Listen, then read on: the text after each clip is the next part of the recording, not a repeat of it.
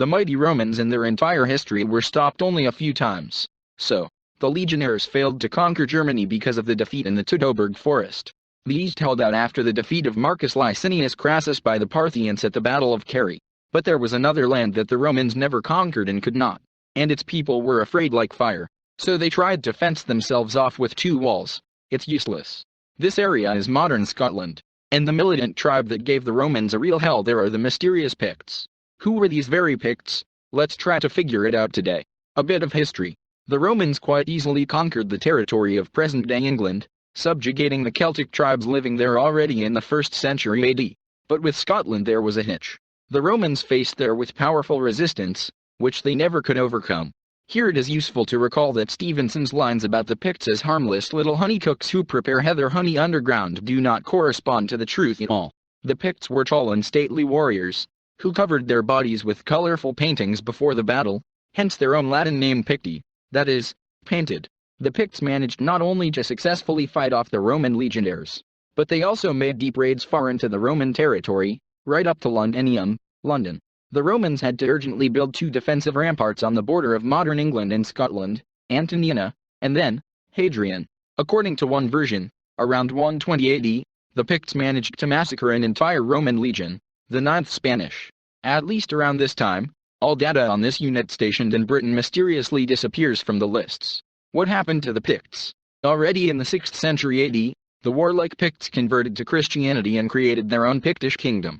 The Picts were able, however, once again to prove their formidable strength. At the same time they stopped the advance of the Anglo-Saxons to the north of Britain, which, by the way, the Britons, who remained in the 5th century AD without a Roman roof, were called just to protect themselves from the raids of the Picts. However, the throne of these guys was passed down through the female line.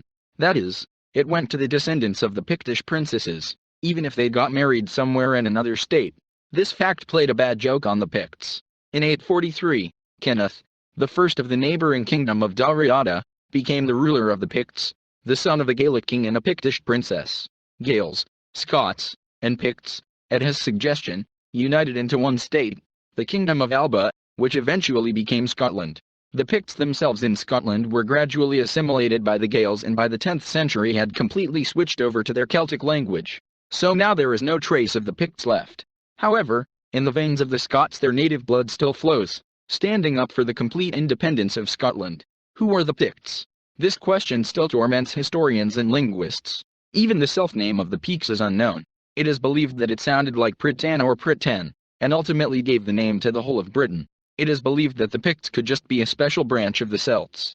There is a version that the Celts were special Indo-Europeans who came to Britain long before the Celts themselves.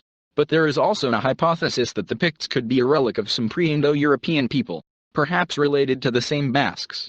This version is supported by the mysterious names of the Pictish leaders, Butcut, Conguchal Akama, Duskin Butts, which cannot be translated at all from any known language of the world.